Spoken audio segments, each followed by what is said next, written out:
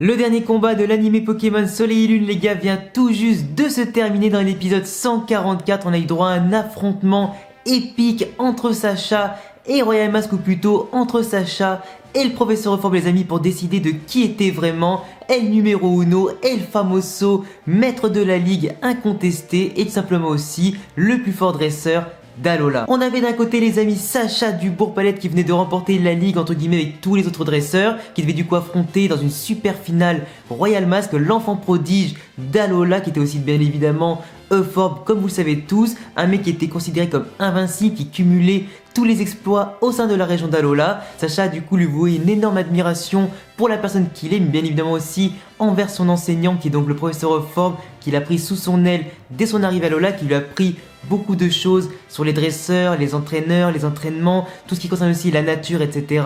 Il lui a appris énormément de choses, du coup ça lui a permis d'affronter en un seul combat son idole entre guillemets et son mentor. Un final les amis qui nous a vraiment donné beaucoup, mais je dis bien beaucoup de frissons et d'émotions, qui étaient donc 4 épisodes du coup hyper énormes entre l'épisode 141, 142, 143 et 144, du coup 4 épisodes entiers les amis pour un seul combat en 6 contre 6, limite aussi long qu'un match à l'époque sur Midi les Zouzous sur Elevatum, tu vois. C'était exactement pareil, un match qui était hyper long mais hyper intéressant, hyper dynamique, bien écrit, avec du suspense, de belles surprises qu'on a tous apprécié sûrement pour ceux en tout cas qui l'ont vu. Et franchement les gars, quand on regarde ce match là entre Euphorbe et Sacha, on a quand même tous un regret dans notre petit cœur de fans de l'animé Pokémon, tu vois. C'est pourquoi est-ce que la production de l'animé n'a pas fait de match aussi qualitatif, aussi long, aussi épique tout au long de la série, que ce soit notamment dans la ligue Pokémon qui aurait mérité d'être plus développée, dans les affrontements contre Sacha et Tilly, Sacha et Gladio, QAB, avec aussi bien comment il s'appelle aussi Guzma. Il y avait beaucoup de possibilités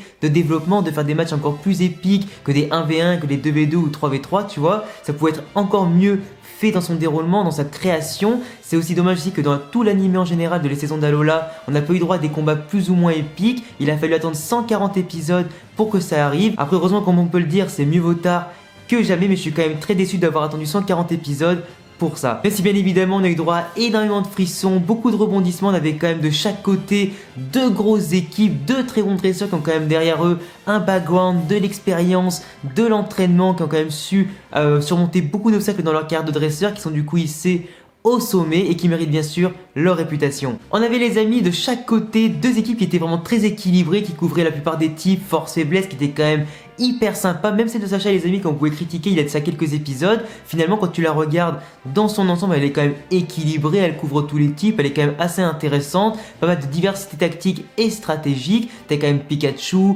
Matoufeu, Lougarok, Brindibou, Melmetal et fraîchement arrivé Mandrillon. C'est quand même plutôt pas mal, t'as de la puissance, t'as de l'équilibre, t'as de la vitesse, t'as du soutien, t'as quand même pas mal de choses vraiment pour te faire plaisir avec une équipe comme ça. C'est d'ailleurs pas pour rien qu'il a tout remporté avec cette team là finalement. Et de l'autre côté t'avais quand même Royal Mask, ou plutôt Euphorbe qu'on va l'appeler dans la vidéo. C'est quand même le gars qui avait une équipe mais vraiment hyper badass, charismatique, était vraiment oufissime, avec une équipe que franchement tu rêverais de posséder dans tous les jeux Pokémon, ou simplement si toi-même tu partais faire ton aventure dans cet univers là. T'as quand même fait l'Inferno qui est quand même hyper puissant dans son équipe, qui a remporté tous les tournois limites de Battle Royale. T'as quand même un Pingoléon, t'as un Florizard, t'as un Guerriègle, un Lucario qui est quand même hyper stylé. Et pour terminer, donc on connaît pas encore son 6ème Pokémon, mais son équipe a quand même été bien remplacée, enfin bien complétée par Tokorico, excusez-nous du peu les amis, un des 4 Pokémon totem et emblématiques de Alola, qui a donc choisi le professeur Euphorbe comme entre guillemets son dresseur, son élu, El Famoso, enfant prodige du pays, pour justement affronter Sacha et Pikachu qu'il a mis à l'épreuve durant toutes les saisons d'Alola et pour les tester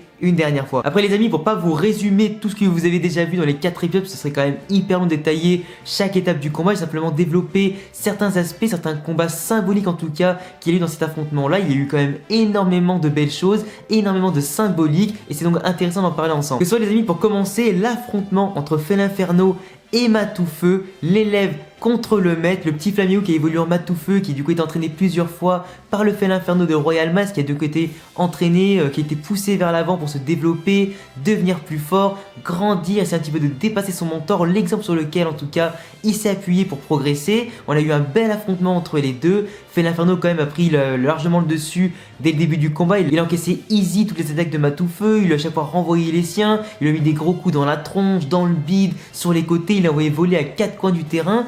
c'était quand même assez déséquilibré dans l'ensemble. Tu voyais quand même qu'un Matoufeu, avec toutes les capacités qu'il pouvait avoir, toute la persévérance qu'il pouvait donner à ce moment-là, c'était pas encore suffisant pour dépasser Felinferno pardon, qui était quand même bien au-dessus en attaque comme en défense. C'est donc pour ça que Sacha à chaque fois a préféré miser sur l'attaque Nitro Charge pour gagner en vitesse, le prendre à revers, le prendre un petit peu à défaut. Au début du match ça n'a pas du tout marché, il était même carrément brûlé, il a même d'ailleurs encaissé une attaque Rafale Feu contre toute attente. Cette attaque Rafale Feu qui a quand même été stockée par Matoufeu avant d'être un petit peu brûlé, il a dû revenir après sur le terrain pour exploiter justement cette nouvelle puissance qui venait d'emmagasiner. Il a réussi à revenir sur le terrain et battre un Florizard en un seul coup, du coup il a eu une grosse attaque déflagration. Mais quand il est revenu contre Felinferno, on a eu déjà un combat beaucoup plus équilibré parce que Felinferno était quand même bien fatigué entre ses combats précédents contre, je crois que c'était contre Melmetal et les autres, du coup forcément il s'était un peu épuisé, il avait été aussi blessé au bras par Lou Garok un peu plus tôt, donc forcément Matoufeu est arrivé avec davantage de repos, il a pu un peu plus exprimer son potentiel, sa vitesse et tout ça, prendre à défaut Felinferno qui s'est retrouvé vite un petit peu pris au piège. Et même quand il était dos au mur Matoufeu, il a su en tout cas résister. Et puis après il y a eu une espèce de duel d'attaque Z de feu qui était vraiment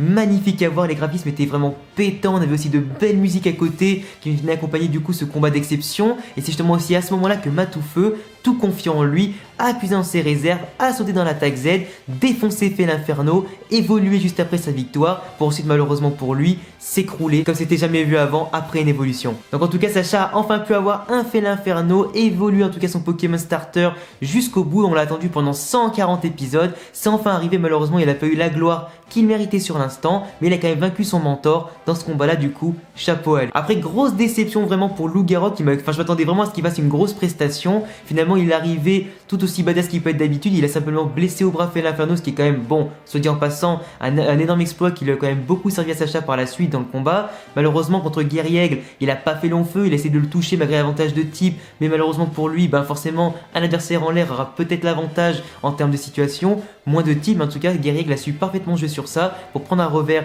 le loup-garou crépusculaire qui n'a pas pu une seule fois le toucher et qui est quasiment KO en un ou deux coups. Brindibou, c'est les ennemis qui pour moi est une énorme déception en général dans l'anime Pokémon, a quand même réussi à tirer son épingle du jeu, un petit peu à l'instar de ce qu'il a fait contre Archiduc avec sa victoire surprise, etc., contre Tilly en quart de finale de la Ligue Pokémon d'Alola. Cette fois-ci il s'est un peu surpassé pour défoncer un Guerriègle bien plus imposant, mais plus puissant, bien plus rapide et bien sûr avec davantage d'avantages de type parce que l'attaque plante de Brindibou ne marche pas sur Guerriègle, mais forcément ça lui a quand même fait un peu de dégâts. On a eu droit à quelques moments d'humour du coup dans ce combat là entre les échanges de balles graines un peu dégueulasses quand le Guerriègle lui envoyait avec coups de cruel toutes les balles qu'il lui renvoyait, c'était quand même assez drôle à voir. Au final Brindibou avec l'intelligence de Sacha lui a du coup fait perdre l'équilibre en plein vol à pleine vitesse grâce à l'attaque rapace. C'était hyper bien ficelé, hyper bien joué, franchement bravo à Brindibou qui a quand même bien tiré son épingle du jeu. Bon après il a pas fait forcément long feu contre Florizard vu qu'après il a été prisonnier d'espèce de bulbe de Florizard, il a su s'en sortir justement avant d'éviter un lance-soleil à bout portant grâce à l'attaque Danse-Plume, mais malheureusement pour lui derrière, l'attaque Foiliane l'a vaincu en deux petits coups, les petites balles graines évidemment aussi, mais en tout cas il a fait parfaitement son rôle. Après Melmetal les amis, par contre, alors Melmetal c'est quand même un Pokémon qui est énorme, un Pokémon fabuleux qu'on n'attendait pas forcément à un tel niveau en termes de puissance brute, il est vraiment impressionnant. Il a envoyé voler le Pingoléon de forme qui est quand même surentraîné, qui est quand même super badass, qui a vite expédié le combat avec Pikachu, qui a donc été forcé de se retirer. On l'a vu quand même jouer de force égale avec le Pingoléon qui a même envoyé voler dans le mur assez facilement, et d'ailleurs le Profoforme au passage, c'est vraiment un Pokémon qui nous a beaucoup surpris, qui a apporté énormément de puissance et d'impact physique à l'équipe de Sacha qui franchement en demandait pas mal. Après malheureusement on voit quand même que le Felinferno de forme était quand même hyper puissant physiquement, il jouait d'égal à égal, voire était même encore plus puissant que Melmetal. Après forcément l'avantage de type lui a fait donner quand même, lui a donné un gros avantage du coup pour lui permettre de gagner, mais Melmetal en tout cas aussi était assez impressionnant à regarder. Après les amis, nous avons eu droit aussi à l'Ultra Chimère qui était quand même hyper sympathique, Maestro Mandrillon. Alors certains le considèrent niveau stratégique dans les jeux comme pas forcément puissant, d'autres me disent qu'il est surpuissant, c'est une des meilleures Ultra Chimères et tout ça. Moi personnellement les gars, j'y connais rien, mais en attendant dans l'anime Pokémon il s'est quand même très bien débrouillé, il nous a sorti deux belles combinaisons, deux belles attaques, il a quand même cassé les fesses de Lucario en 2 dans 3 mouvements, il a quand même été largement au-dessus. Contre Cocorico, il a pas été dégueulasse non plus. Entre une Ultra Chimère et un représentant en tout cas des totems d'Alola, il a été à la hauteur. C'est quand même un combat qui m'a donné quelques frissons. Il s'aurait mérité peut-être un meilleur sort, mais forcément, comme vous le saviez tous, le combat de Cocorico et Pikachu était écrit à l'avance depuis le début de la série, donc forcément Mondrian ne pouvait pas faire tête à tête longtemps avec Cocorico. Et c'est là les amis qu'on a eu droit à un final absolument magnifique entre Forbes et Sacha. Cocorico et Pikachu. Un combat les amis qu'on attendait depuis le début parce que Tokoriko était vraiment là pour accompagner Pikachu et Sacha dans leur épreuve depuis leur début de leur arrivée à Alola. Il les a choisis un petit peu comme des élus, des enfants à mettre à l'épreuve, des dresseurs sur qui il faut enseigner pas mal de choses, des dresseurs en tout cas aussi qu'il a voulu accompagner. Il a quand même pas mal aidé quand Sacha en avait besoin. C'était aussi maintenant le moment du test final pour savoir si Sacha et Pikachu étaient fin prêts à relever le défi. Et vraiment les combats entre les combinaisons, comme Tokoriko qui est quand même plus puissant de base, qui a quand même des attaques qui peuvent lui permettre de résister à Pikachu, il était quand même largement avantagé en termes de puissance, de prestance, charisme et tout ce que tu veux. Pikachu était quand même bien mis en difficulté, mais on a vu un Sacha qui était quand même déterminé à l'emporter. On voyait quand même qu'il avait préparé pas mal de plans pour le jour où il affronterait Tokoriko, que ce soit quand il y avait le champ magnétique, les espèces d'un petit peu d'attaque pour se protéger de Tokoriko, il voyait un petit peu ses habitudes, comment il se débattait, etc. Pikachu le prenait souvent à revers. Toilele qui était quand même une attaque hyper intéressant dans ce combat là qui lui a permis à chaque fois soit de figer Tokoriko, soit justement d'annuler ses techniques, de prendre un peu de distance, lui permettre de gagner du temps. Et c'est justement pour ça qu'à chaque fois Pikachu a pu faire en sorte avec sa vitesse, vive attaque, etc. et même que de faire, de prendre souvent Tokoriko facilement et lui infliger pas mal de dégâts, le fatiguer et faire en sorte justement de faire donner de précieux points à Sacha en vue de la technique finale des doubles attaques Z qui a pu être possible du coup après un soin de Tokoriko et de dresseurs qui ont du coup pu réutiliser un mouvement Z et c'était absolument magnifique et fanservice. Franchement les amis, qui n'a pas kiffé ce moment là les amis, qui n'a pas eu de frisson quand Sacha et Pikachu sont mis limite en mode Kamehameha pour défoncer du coup le Tokoriko géant qui était sous sa forme totémique, électrique, etc. en mode attaque Z. C'était vraiment impressionnant à voir, ça m'a donné de full frissons, la petite musique derrière aussi qui a tout entraîné, le visage de forme évidemment qui était un peu déçu de la défaite, mais forcément qui reconnaît toute la puissance et les compétences et les capacités de Sacha et Pikachu. On a donc les amis Sacha et Pikachu qui ont non seulement passé toutes les épreuves de la Ligue Pokémon, du Tour des îles et tout ça, qui ont réussi notamment aussi à capturer la plupart des ultra chimères, les renvoyer dans leur monde, vaincre Necrozma, etc. Sacha était même ami avec Solgaleo, il a quand même été dans tous les bons coups d'Alola, c'est donc lui vraiment le véritable héros. Il a remporté même la victoire contre Royal Mask et donc Euphorbe, le numéro 1 invincible de la région. C'est donc lui maintenant le maître incontesté d'Alola, le maître incontesté de la région, et tout simplement il a franchi un énorme cap dans l'esprit des fans. Un très beau combat est allé sur 4 épisodes que je vous recommande absolument. Vous retrouvez normalement tous les liens en sous-titres espagnol, sous-titres anglais, etc. dans la description. Mais c'est en tout cas au mieux de vous la compléter pour que vous puissiez tous voir ce match incroyable qui mérite vraiment d'être vu et revu. C'était vraiment hyper beau, hyper bien écrit, du suspense, de l'action, de l'émotion. On en redemande et j'espère que l'animé de la 8G sera aussi parfait et aussi complet en termes d'intensité et de combat. Donc en tout cas les amis, j'espère que l'aventure à Alola vous a beaucoup plu à mes côtés. J'espère que vous avez aimé en tout cas voir toutes les reviews, analyses que je peux proposer en général au fur et à mesure des combats, des épisodes intéressants et tout ça. J'espère aussi que vous êtes prêts les amis à embarquer avec moi dans l'aventure à Galar et dans l'animé de la 8G qui s'annonce vraiment palpitant et intéressant par rapport à les nouveautés qui vont être introduites maintenant. Abonnez-vous si vous voulez ne pas rater ça toutes les semaines, débattre avec moi toutes les semaines dans les commentaires. Du coup n'hésitez pas à cocher la cloche, c'est moi de gros pouces bleus si vous avez kiffé cet énorme combat et ma review. Je vous laisse également me rejoindre sur Instagram et Twitter, il y a tous les liens en description. Et à bientôt les gars pour de prochaines vidéos sur Pokémon et d'autres sujets. Ciao. Ensemble pour toujours et même un peu plus, amis jusqu'à la fin des temps. Aujourd'hui et demain, c'est une certitude.